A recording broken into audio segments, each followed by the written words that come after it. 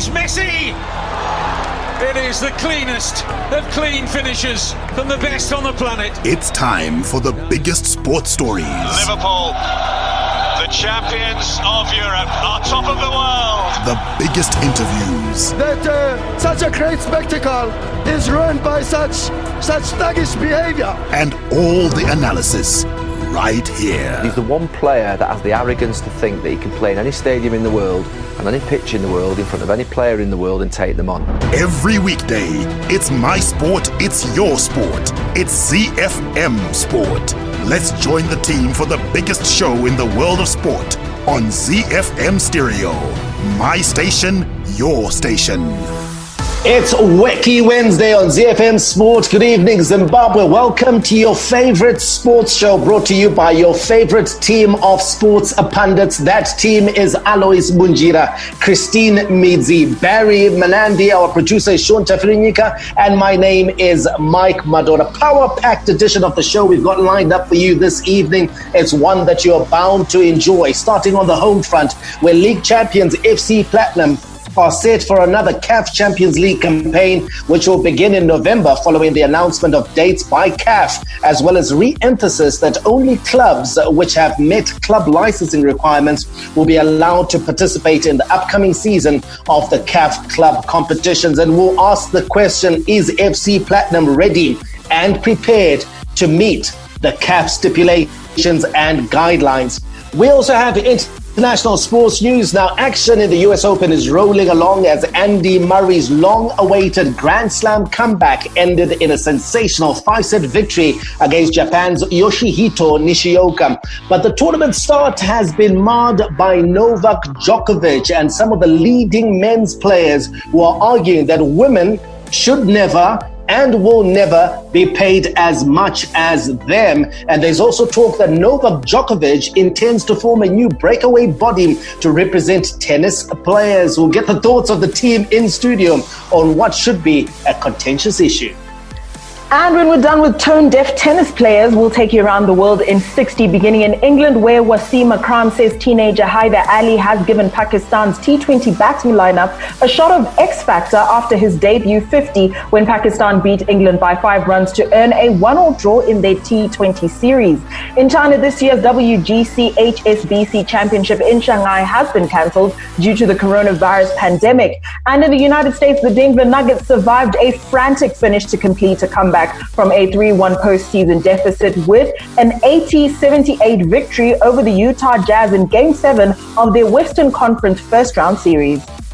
We'll take our Wacky Wednesday play of the day, then we'll dive straight into the beautiful game where former Kaizer Chiefs star Renee Richards has backed the call for Itumeleng Khune to return to the team to help the club clinch the ABSA Premiership title ahead of crunch encounter against Chippa United tonight. In the Premier League, James Rodriguez and Alan completed their medicals today before finalizing their deals to join Everton. In Ligue 1, Paris Saint-Germain have approached Arsenal to express their interest in signing Hector Bellerin, and the clubs are now engaged in dialogue aimed at finding an agreement in the coming weeks.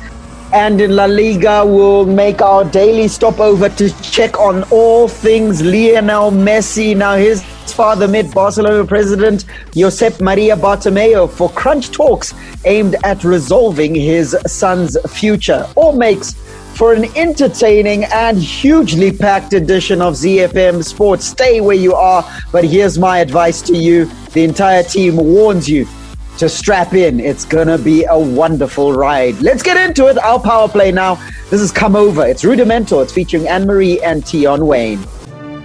The Warriors, the Chevrons, the Cheetahs, the Mighty Warriors, and the Sables. From the pool to the track to the field, we are Team Zimbabwe.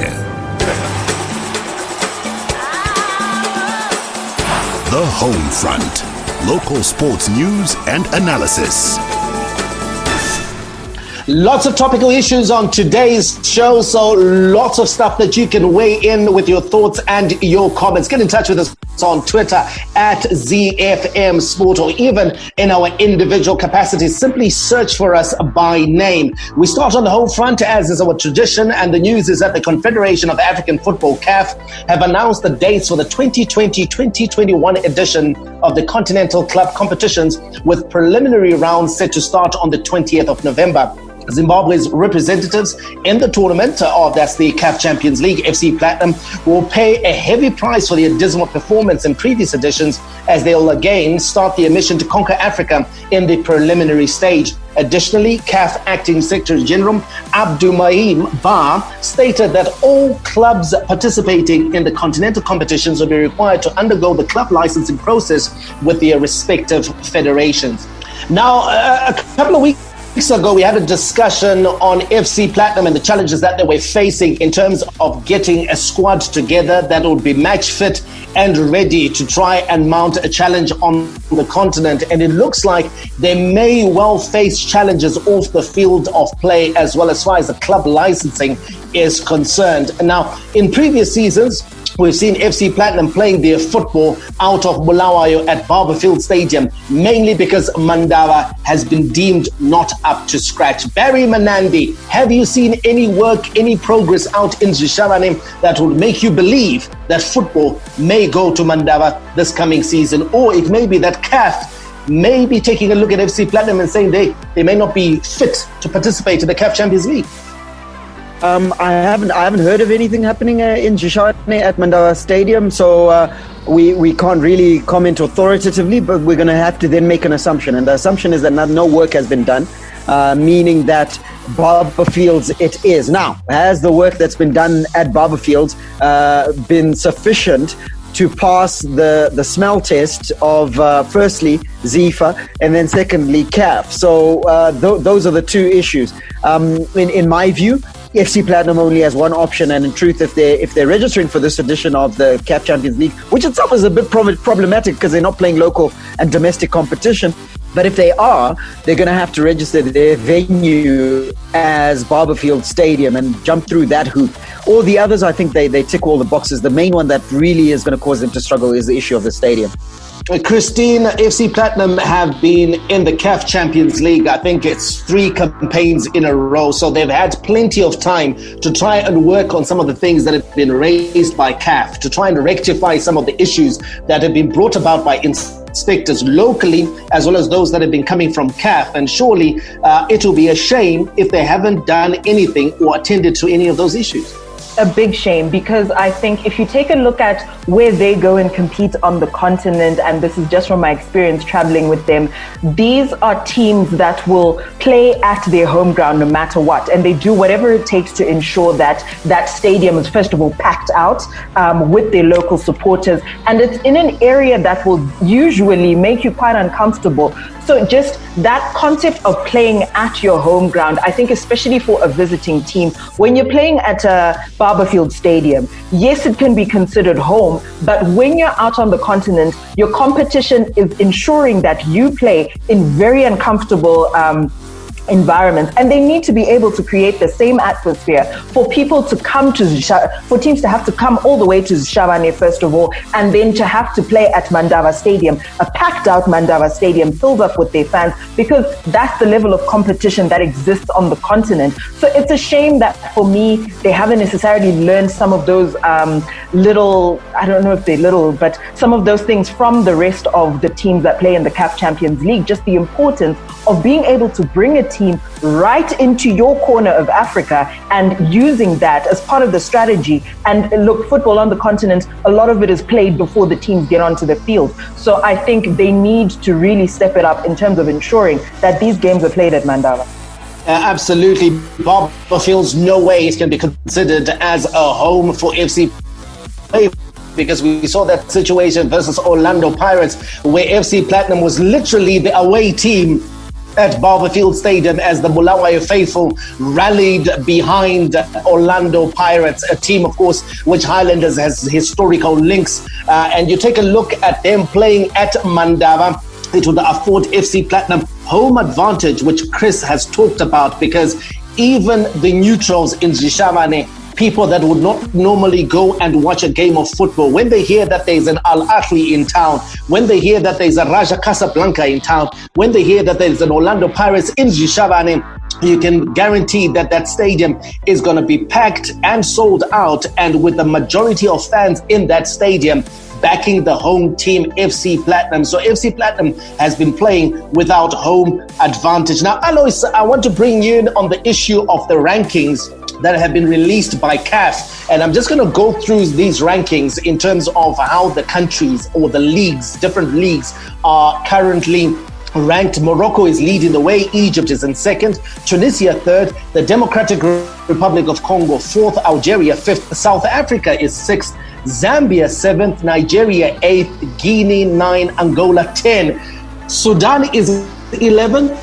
Libya 12th. Where do you find Zimbabwe? You find Zimbabwe in 15th place behind Tanzania, Cote d'Ivoire, and Kenya. Now, as a result of that ranking, Zimbabwe has got 2 participants in CAF competitions, one in the CAF Champions League, one in the Confederations Cup. Where we ranked number 1 to 12 would have 4 participants, 2 in the Champions League, 2 in the CAF Confederations Cup. Now, Alois, where has it gone wrong for Zimbabwe football? Because you speak to the ordinary man on the street, you speak to the ordinary fan. You know, Zimbabweans are by their very nature very proud. So they will tell you that, you know what, we've got a better league than Zambia. That bora rokutambwa Zimbabwe rinonakidza kudarika South Africa. That we're probably better than Guinea, better than Angola, better than Sudan for sure, better than war-torn Libya in 12th. Where has it gone wrong for Zimbabwe football? Yeah, Mike, like you say, like you rightly said, that it's all pride and nothing tangible to actually show for that pride. For me, I think we're living in that era where we were very competitive in the 1980s, in the 1990s, where we were actually very, very good, very competitive, where Dynamos competing. You know, in the 80s, you remember Cape United and Dynamos, they used to reach the quarterfinals of the Champions League. Each wins the Cup Winners' Cup, and each wins the Champions of Champions League. You know, we used to do well. Then in the 90s, we had Dynamos always participating, getting into the group stages. Monomotapa, remember, also did the same. They went all the way. Cape United did well in the CAF Cup. We were good at that time. So we have remained with that idea that we are good, but we deteriorated while we were not watching. So that was the issue that's the issue with what is happening right now with Zimbabwe. We went wrong as we stood back and let everything deteriorate, from administration, from playing staff, from, of course, the economic situation also played a part in the deterioration as well. Then we didn't do anything to try and work things out with the little resources that we had. What did we do? We abandoned development, we abandoned junior football completely, and then we didn't have the reservoir to maintain the supply of good players. At the end of the day, the players we had at senior level became mediocre, and our teams started not participating well in the CAF competitions, and our national team also, yes, we qualified for AFCON, but sometimes not good enough. So there's a lot that happened that we just let slide. And perception is also number one. The news that they always hear, our stadium being banned and everything, that kind of perception also plays a part in those rankings as well. So this is where we are at now. Yeah, this is where we are, and it's not an entirely desirable place. And of course, one of the things that's also affected our teams is the fact that our best players have become very attractive in different leagues around the continent. So we've lost our best players, whereas usually in the 80s and the 90s, your Highlanders, your Dynamos, your Caps Uniteds were able to retain some of their best players. Nowadays, we didn't even see Kama Billiards have a prolific career in Zimbabwe. We didn't see Knowledge Musona play his best football in Zimbabwe. That's because our league now has become distinctly unattractive. This is ZiFM Sport on a Wednesday, Wacky Wednesday it is. That is the theme to our play of the day, which comes halfway. The stories certainly are not wacky. They are real, they are true, and they are right there on the cusp of what's happening in the world of sport locally as well as internationally. Coming up, we've got a local sports news roundup before we head into our international sports news, where we are talking tennis. Should women be paid as much as the men? Chris seems to think so. Novak Djokovic says it's rubbish. Find out what Barry, myself, and Alois think. Hi, this is Benjamin Locke. I'm on the Zimbabwe Davis Cup team, and you're listening to ZiFM Sport. All right, let's get into our local sports news roundup. Starts with tennis news. There's a ray of hope for junior tennis players after Tennis Zimbabwe's application to host some events before end of year was approved by the International Tennis Federation. Tennis Zimbabwe are looking at hosting 3 international 18 and under tournaments between November and December. Usually they host 3 18 and under events in Harare in August, but due to the coronavirus pandemic, the tournaments have been shelved, and now they're planning to have 2 in Harare instead of 3, and Bulawayo will host 1 as usual. Let's go to cricket news now. Zimbabwe limited overs captain Chamu Chibaba has had to endure a long wait before he can lead his charges for the first time in an international assignment due to the coronavirus pandemic. To be honest, it's a bit frustrating, not only for me, but for a lot of us. If you look at it from a career perspective, it's another year that has been taken away from us. We can only hope this pandemic is going to die down soon and we get back to training again. Those are the words of limited overs captain Chamu Chibaba. Now, since March, local cricket has been suspended after government imposed a nationwide lockdown. Wrap it up with the top tier of domestic football, the Castle Lager Premier Soccer League. Now, Mark Harrison says he has always been in touch with the Highlanders leadership and remains hopeful for a reunion with the club. The nomadic coach only took charge of 1 match before his stay at the Bulawayo Giants was cut short. He presided over the Castle Challenge Cup final against FC Platinum at Barberfields in March. Harrison, who has had stints at Caps United in Harare City, remains optimistic things will change for the better. Hi, this is Mike Madoda, and you can catch me and the team for all the latest breaking news out of the world of sport, local as well as international, on your favorite station, my station, your station, ZiFM. We are Z-Team on ZiFM Sport. Z. From the front of the grid to the back of the net, it's ZiFM Sport. International Sports News Roundup, where the world comes out to play. Our international sports news is stateside, and it's tennis, where action in the US Open is rolling along, and Andy Murray's long-awaited Grand Slam comeback was capped by a sensational 5-set victory against Japan's Yoshihito Nishioka. Murray won 4-6, 4-6, 7-6, 7-6, 6-4 in 4 hours and 38 minutes. Serena Williams began her pursuit of a record-equaling 24th Grand Slam singles title with a dominant 7-5, 6-3 win over fellow American Christy Ahn.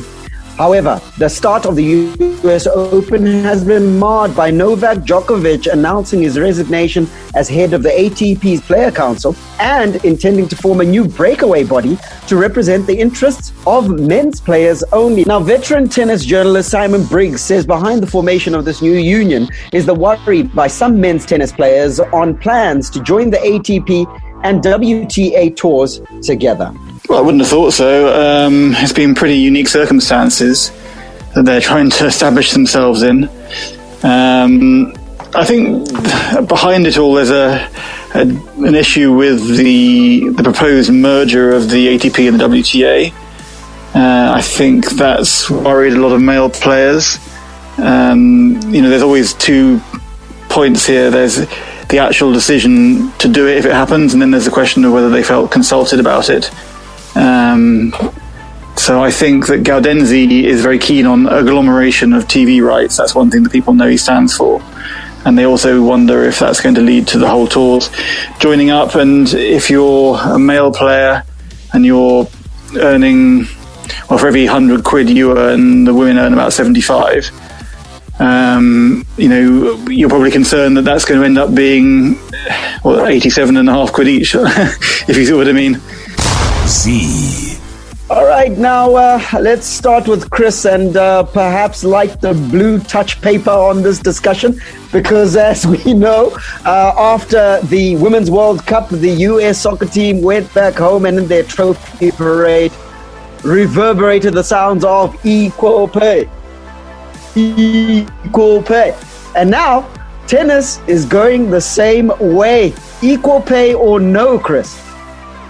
Definitely equal pay. And I think it's important to note that in terms of, for example, prize money for some of your Grand Slams like the US Open, which was the first, there is equal pay. It is possible to have equal pay. And I just want to point to that initially, because I think there's a general perception that it simply cannot be possible, and it cannot be possible now.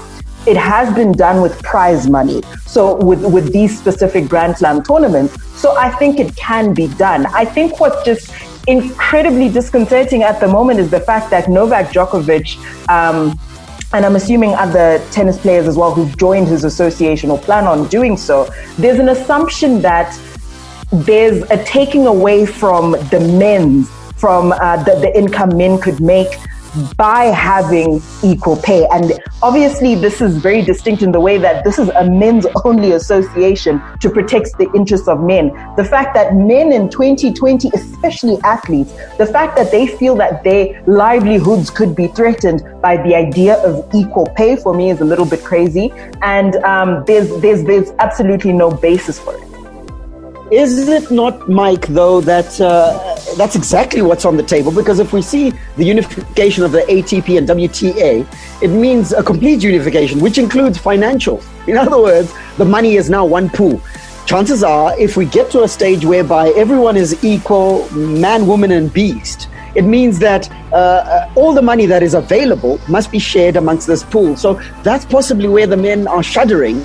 And albeit that it's the wrong way to go to say it's a men's association, but what they're trying to protect is that let's stay separate, let your tour look for its own money and make sure you're paid and remunerated correctly, and let our tour remain as it is and at least even advance where we have been. This is about protecting the bag, surely. Yeah, I think Novak Djokovic's argument centers around the feeling that there are more stars in the men's game. There are bigger brands, as it were, in the men's game that command a lot of TV viewership. I would love the women to make an argument that really quantifies the input that's coming in from the women's tour. I would love to hear the women talk more about, okay, listen, these are the figures for the women's game. And therefore be able to make a logical argument that justifies why they feel that they need to be paid. Why a player, for example, like Naomi Osaka, feels like she needs to be paid the same amount as Rafael Nadal. I would love that. It surely can't be on the basis that I'm a woman. That doesn't work for me. Because if you're a woman, like Barry said, set up your own organization, earn your own money, pay yourselves however you want to pay yourselves. Like Novak Djokovic is saying for the men, that we got our own organization, we're going to run our own tournaments as men, and then we're going to earn our own money and pay ourselves the amount that we want to be paid. So, it's the argument again, even if you go to the women's game, football, in the United States of America, again, you go back to that the men's game in the United States of America, though smaller, generates more money than the women's game, because the women's game ostensibly is being played at college level. The MLS has been set up for the men and is generating a lot of investment. We've seen the Arabs get in there with Manchester City establishing clubs in New York, etc. So there is a lot of investment. So that's the challenge for women. I would love women to quantify what their worth is in tennis, and then we can start the conversation from there. Okay, here's my gripe with that is when we talk about the fact that not enough money is coming into the women's game and female tennis players. No, Chris, I didn't say not enough money. I said, what is the amount? Okay. What is coming in from the women's game? Okay, whatever's coming in from the women's game, right? If our justification is that the women should be paid according to that, then we should also go a step further to understand why we don't have the same amount of investment in the women's game as we do the men's game. Why is it, Chris? Obviously, because sport is a mirror of society. Sexism is a very real thing. We don't have enough, first of all, female executives who make those kind of decisions as to where the money goes, who are pushing for it. We don't have the same number of, I'd be surprised to hear of a number of men who make those decisions as to where the money goes, if they actually make a conscious effort to say, okay, you know what, we're going to be placing our monies here. We understand that from research that was done in the US, that there is actually a bit of, not stigma, but there's a bit of resistance to having an investment in women's sport. And the reason for that obviously goes back to our society and sexism. So are we going to say that for as long as this is the situation, this is just what it is and people must eat what they kill? For me, the argument is a little bit like saying, here's my chat. Men will understand racism, but not understand sexism. When it comes to racism, there is a distinct fight, and people want equal opportunities for black and white players, regardless of brand, size, whatever. People want that. But when it comes to an issue of sexism, especially in sport, there's a very quick, you guys aren't making enough money. Why? Can we go back to the reason why? But I think, Chris, women are also too quick to throw the sexism card. Okay, but that's what it is. That's what it is. Women's professional tennis has been getting played. Executives are saying black executives are too quick to throw the race card. That's exactly the same thing. Chris, the women's game has been in existence since 1859. Women's tennis was on the cards in 1900 at the Olympics. And when did sexism start, Mike? No. Wait, let me finish. When you talk about women are not in positions of power, women are not involved. Wait, they're not. Why is it that they're not? Because sexism goes back to our society. That is the root, guys. Why do we understand this when it comes to racism, but not to sexism? Wait, enough. Women, you started playing tennis, and you've been playing tennis for 160 years, and yet you allowed men to control your game. I have to moderate, and I have to hear from Alois Munyi. Yeah, no, I wanted to agree with Mike. Thank you, Barry, because it was heated now between Chris and Mike. But seriously, I agree with Mike because they've been playing for over 100 years. So why didn't they take control of their own game and stop men from interfering with their game? They could easily take control of their game and say, we are women tennis, so we are controlling our money, so this is the way we're going. Okay, guys, can I ask a question? And unfortunately, I've got to ask this question to the men firstly, and then get your final thoughts, Chris, because we're running out of time. Okay, I've got to ask this question, obviously, because we're running out of time, and I've got to ask it to the men primarily, and then get your final thoughts, Chris. The question being, Mike, was it necessary for Novak Djokovic and indeed the men's game to push the boat out and then say, right, we're forming a men's only organization? Or was there a better way to express the fact that, you know what, we need to protect the bag, and we're saying to the women, we back you that you need more money, but find it? I'm going to make two arguments, Barry, and say I understand why Novak Djokovic has done what he has done, because it goes back to what I said initially. What is the logical argument that women are making to justify why they need to be paid the same amount as men? Even just from a physical perspective, Barry, the men's game is twice as long as the women's game. Okay, yeah. On average, women will play a game of tennis. A match will last 1.5 hours. Okay, sometimes even 1 hour.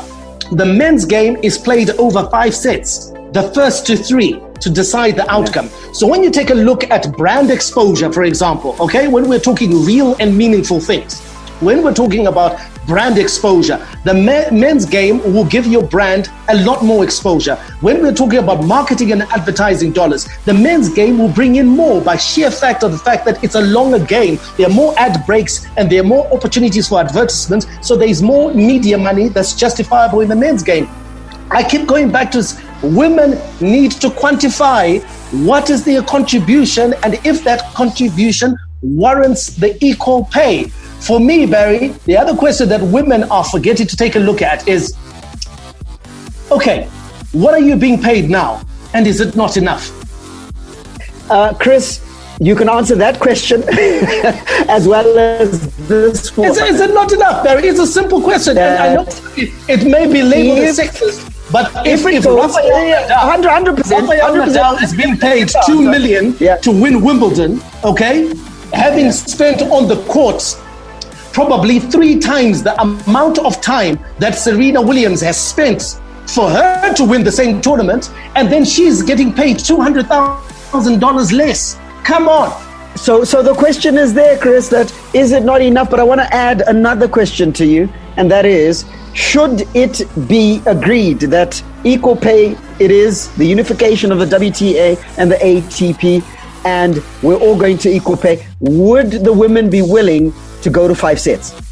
I am quite sure they would be willing to. They can't play 5 sets, Chris. They can't. They can't. They're physically involved. Right. So let's just get that out of the way. Fine. For the money they would try.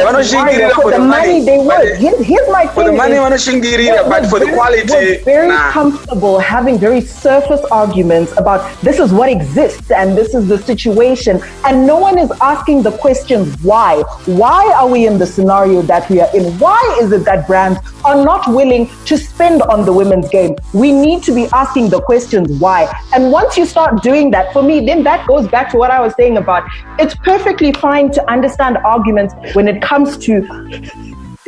I think, Chris, I've got to come in. I've just given you a logical explanation as to why any media organization, Chris. All right. Let's just talk numbers. Wait, Barry, let's talk numbers. Yeah.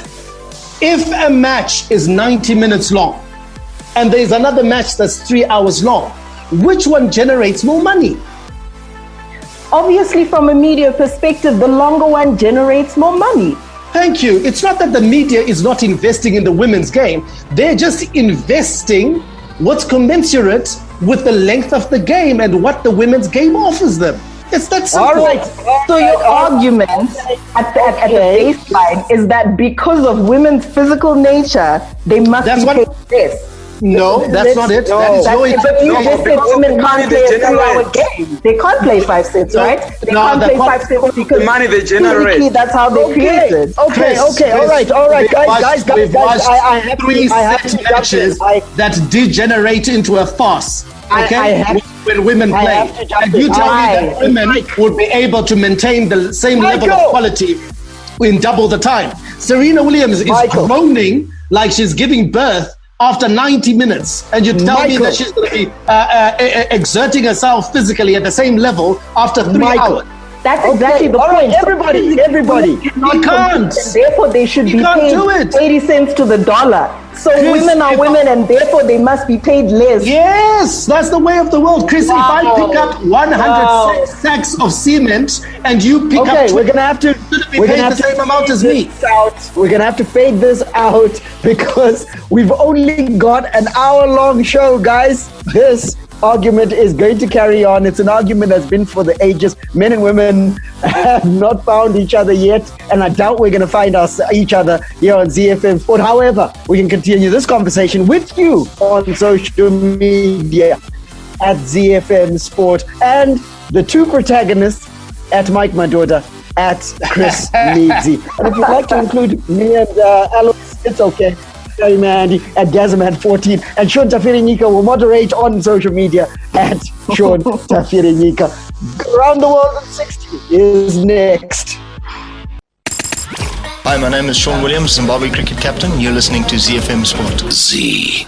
Around the World in 60 seconds. International sports news. We take off in England, where Wasim Akram says teenager Haider Ali has given Pakistan's T20 batting lineup a shot of X Factor after his debut 50. Haider, who's 19, became the first Pakistan batsman to hit half a century in his first T20 international as he struck 54 from 33 balls against England in the third and final game of the 3-match series. The right-hander hit the second ball of his international career, bowled by Moeen Ali for 6 in a game Pakistan won by 5 runs to earn a 1-all draw.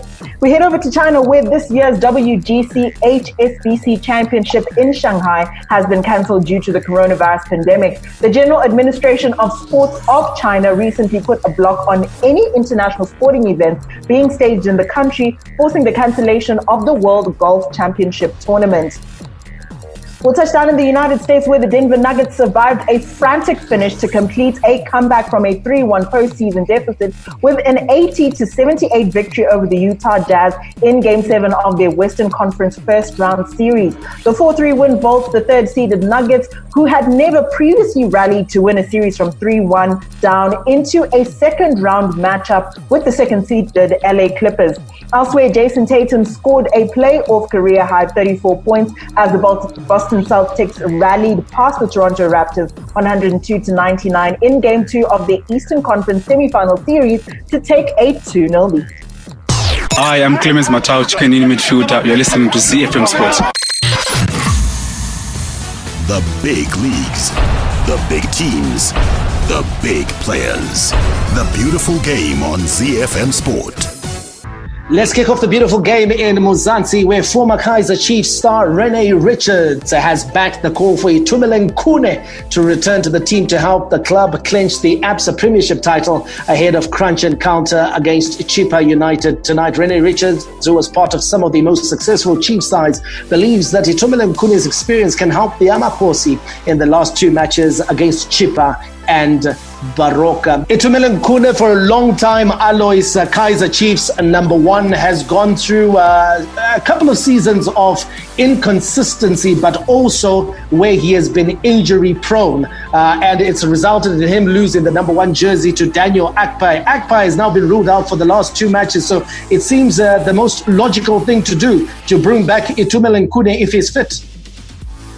Yeah, obviously, Itumeleng Khune is a very experienced goalkeeper. I'm not sure how fit he is, but the fact that Rene has actually talked about it, that he should come back, and I'm sure that there's been talk that it is indeed Itumeleng Khune that is coming in. That should actually help with the fans. So he's a fan's favorite, and we know what he can do. He has always been a South African number one. He can give stability and confidence to his teammates. I think he is the obvious choice to replace the permanent goalkeeper. Unfortunately, he had lost his place, like you said, through injuries, but I'm sure as soon as he comes back in, he can plug that gap in. What I'm not sure about is his level of match fitness and the level of competitiveness, to just come in and be thrown out into the deep end. For me, he's still the deep end. You haven't been playing, and all of a sudden these are crunch matches, and your team is actually down. Kaizer Chiefs are actually down. They've been dropping points like crazy, and to be brought in and thrown into the fray like right now, it's not easy, especially for a goalkeeper, because remember, one mistake from a goalkeeper, it can cost the team the championship, and it's not easy for Itumeleng Khune. He needs to be brave, but I'm sure he's a big boy. He's brave enough, but yeah, it's not going to be easy for him. But for the whole team, I think it's good for them because he brings something special to the team. Barry, those making the argument for Itumeleng Khune would say that he brings another arrow into the quiver, as it were, offensively, because he's an offensive threat with his distribution, long and short. He's able to pick out his teammates. He's able to launch counterattacks, and this is something that could well come in handy in these two matches. Yeah, Itumeleng Khune is the first line of offensive transition, isn't he? He's always been one of those attacking keepers, as you quite rightly point out. So he'll give an added dimension to Kaizer Chiefs as a guy who should come back into the team to try and see this over the line. I tend to agree with that, because in truth, if we're looking at Itumeleng Khune being one of the missing components, or leadership being one of the missing components, remember he's the club captain, then we've got to then say what else has been missing. And for me, George Maluleka and his departure from the squad has really had a dire effect on the Amakhosi. So anything that you can get back that gives you that marginal increase is good for the team. So Itumeleng Khune, I think, is a good choice, and I think that him coming back into the side might give that added boost and that momentum going forward. But as rightly as Alois pointed out, we don't know how fit he is. We don't know how he can manage the game. We don't know how motivated he is, because remember, even in his fitness, Middendorp wasn't picking him. So there could be issues there. It's the penultimate match day in the ABSA Premiership, and action is already underway. 8 fixtures for you at the Lucas Moripe Stadium in Pretoria. It's Maritzburg taking on Orlando Pirates. At Soccer City FNB Stadium, Black Leopards versus Bidvest Wits. Stellenbosch is entertaining AmaZulu at the ABSA Tuks Stadium, whilst at Orlando Stadium, Kaizer Chiefs are taking on Chippa United. At Ellis Park, it's Golden Arrows versus Bloemfontein Celtic. Baroka away to SuperSport United at the Bidvest Stadium, whilst Dobsonville, very bumpy pitch, that's one poor surface, I must say, sees Highlands Park playing versus Cape Town City. And Mamelodi Sundowns are taking on Polokwane City. It's at the half-time mark at the Loftus Versfeld Stadium in Pretoria. Can they do the business? Can they keep the pressure up on Kaizer Chiefs? Or can they even nudge ahead with just one game to go, which will be played on Saturday? James Rodriguez and Alan completed their medicals today before finalizing their deals to join Everton. Everton finalized an agreement with Real Madrid last night over a deal for Rodriguez, which will see him move to Merseyside on a 3-year deal. The move will see the Colombia international join forces with Carlo Ancelotti for the third time, having played under him at Bayern Munich and Real Madrid. Alois, this looks like it could be a good move for Everton. This is a player who's obviously had experience with Carlo Ancelotti before, and we can see here that this could be this almost a little boost that Everton needs at the moment.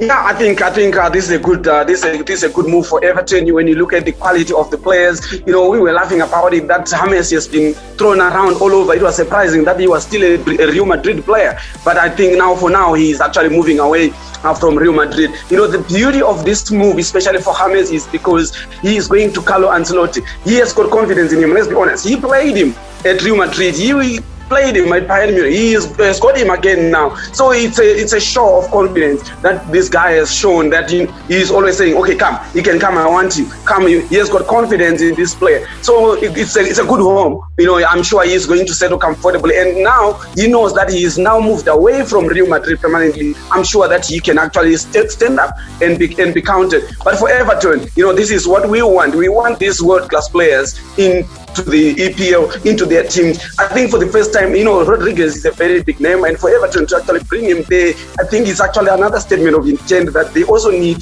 to actually fight for Europe, probably. Yes, not in the Champions League, but they can actually fight for places in the Europa and all. So we need those kind of players. I say we because we are all interested in the EPL, and players like him can actually bring some quality into the EPL as well. Barry, Alois there talks about the fact that this is the kind of quality that a team like it's good for a team like Everton, and they can now take a look at properly challenging on the continent.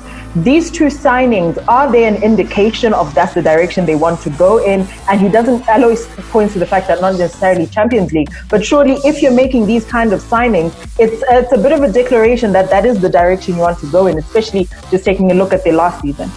Yeah, absolutely. And I think the first statement of intent was in the appointment of Carlo Ancelotti, because that's a big managerial appointment that shows and demonstrates that the club wants to move forward. In signing James Rodriguez, in truth, and I'm not to be facetious, but I think this is James Rodriguez's real level. He's found a club that's at his level.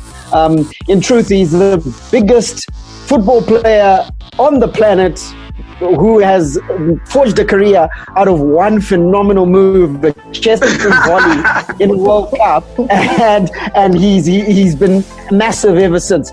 Let's see him rediscover that form, because everywhere he's gone, he hasn't certainly knocked the lights out or pulled up trees. He's just been one of the average players. So let's see him do it at Everton for the Blues. Alan, listen, Brazilian, you know what you're expecting. You're expecting X Factor, you're expecting a good quality. So let's see how this goes. Neymar, Mbappé, Depay, and now Tino Kadewere enjoys a taste of the French football on ZiFM Sport. Now, as advertised and as promised here on ZiFM Sport, we will be having a regular feature, which is the Ligue 1 report, and this is the very first one. We've got a couple of our stars out there, and we'll be talking about the league that takes place in the land of love, France. And today, we're in Paris, talking about Paris Saint-Germain, where they have approached Arsenal to express their interest in signing Hector Bellerin. And the clubs are now engaged in dialogue aimed at finding an agreement in the coming weeks. The French champions are long-term admirers of Bellerin and identified him as their preferred right-back to replace Thomas Meunier, who left as a free agent in June to join Borussia Dortmund. I'm a great admirer of Hector Bellerin, Mike. I think it's a good signing for Paris Saint-Germain. I think it's a step up as well because of the ambitions of the club. Not to throw shade over the ambitions at Arsenal, but certainly it'll be a good signing for Paris Saint-Germain and a good move for the player, surely. I think it's a step up for the player if you are looking at it at an individual player's perspective. For Bellerin, I don't think he's going to be challenging for major honours just yet with Arsenal, even though Arsenal is moving in the right direction. But in terms of PSG, I question the signing. If you're going to let go a player like Thomas Meunier and then get Bellerin, I think that's a step down in quality for PSG. So it's a step up for Bellerin, the individual, but for PSG, I don't think he's at the quality of Thomas Meunier. I would have loved them to really go out and get a proper right back. A guy who's able to play in that position and to add quality, because they got to the final of the UEFA Champions League, lost out to Bayern Munich, and they've got to believe that they can go back to that grand stage and do it again. Liverpool lost the Champions League final to Real Madrid and then bounced back the following season to win it. That's what they need to say to themselves, that we can do that. They don't want to be like Tottenham Hotspur, who were in the final, lost to Liverpool, and then this season badly floundered. So those are the two directions that could be taken by PSG. And as long as there's no upgrade in quality significantly, they're likely to go the Tottenham route. All right, so every Tuesday we'll be bringing you riveting Ligue 1 coverage in the beautiful game with a keen eye on our Warriors, Tino Tenda Kadewere, and of course Marshall Nyasha Munetsi. Now, as we've been doing throughout this week and for several days, we've been keeping you updated with what's happening in Catalonia around the future of Lionel Messi. And today we can report that his father, Jorge Messi, has met up with Barcelona president Josep Maria Bartomeu for crunch talks that are aimed at resolving his son's future. He landed in Spain from Argentina this morning to help break the ongoing deadlock between club and a player. Very interesting situation, this one, Chris. It looks like we're probably going to get definitive news now that his father is in Barcelona. His father is his agent. So I think we're going to get more accurate information now that his agent and the club are talking, rather than the speculation that has characterized the news over the last 7 days. Definitely, we've seen a lot of speculation. We've seen a lot of crazy stories, but I think at this point, I think both sides want a resolution. The Messis want a resolution. Barcelona would also like a resolution.